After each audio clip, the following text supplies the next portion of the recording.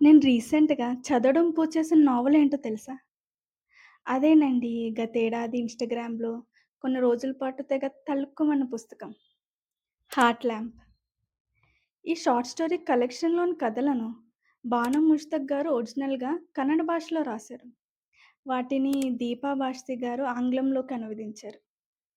For people who don't know ఇంతకీ ఈ పుస్తకం ఎందుకు అంత బజ్ క్రియేట్ చేసిందంటే, గతేడాది అది ఇంటర్నేషనల్ బుకర్ ప్రైజ్ గెలుచుకుంది మరి. లైక్ మన భారతీయ సాహిత్యం ఇంటర్నేషనల్ లిటరరీ అవార్డ్ గెలుచుకుందంటే గొప్ప విషయమే కదా! భాను గారు అండ్ దీపా గారు ఇద్దరు కూడా దానికి గాను అవార్డ్స్ అందుకున్నారు. ఆ న్యూస్ విన్నప్పటి నుండి నాలో ఏదో ఆతృత. ఎప్పుడు ఆ పుస్తకం పడతానా? ఎప్పుడు చదువుతానా? అని ఎదురు చూస్తూ ఉన్నా.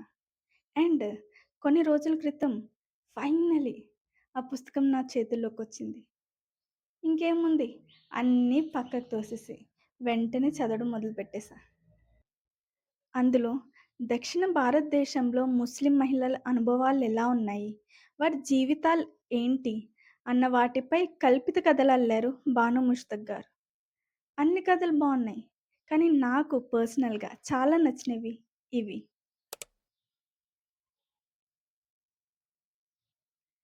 కథలు చదువుతున్నంత సేపు బాధ, కోపం, ఏంటి దేవుడా అసలిన్ని కష్టాలు అన్న క్వెషన్.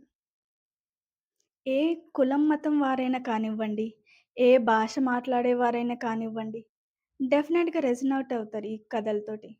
ముఖ్యంగా అమ్మాయిలైతే ఇంకా బాగా ఫీల్ అవ్వగలుగుతారు. సో, ఒక్కసారన్నా చదవాల్సిన పుస్తకం. అందుకే చదవండి. సరేనా? కానీ ఆగండి. వెళ్ళే ముందు ఒక్క విషయం చెప్తా. మీ మూడ్ అస్సలే బాలేదు. కోపంగా, చిరాగ్గా ఉన్నారు, లేకపోతే బాధల్లో ఉన్నారంటే మాత్రం ఈ పుస్తకాన్ని దూరంగా ఉంచండి ప్లీజ్. ఇప్పుడే ఎత్తకండి.